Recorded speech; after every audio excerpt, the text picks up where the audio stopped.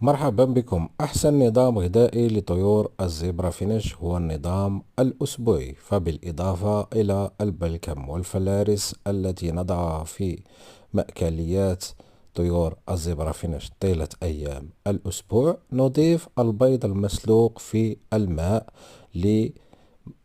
مرتين في الأسبوع، مرة في بداية الأسبوع ومرة في وسط الأسبوع. بالإضافة إلى ذلك نقدم الخس لطيور الزبرافينيش لما لها من فوائد عدة لمرتين في الأسبوع على فترات متباعدة. بالإضافة إلى ذلك نقدم الأرز المسلوق في الماء، والذي يعتبر غذاء غني جدا لطيور الزبرافينيش، خاصة في فترة تربية الفراخ وفترة التأكيل.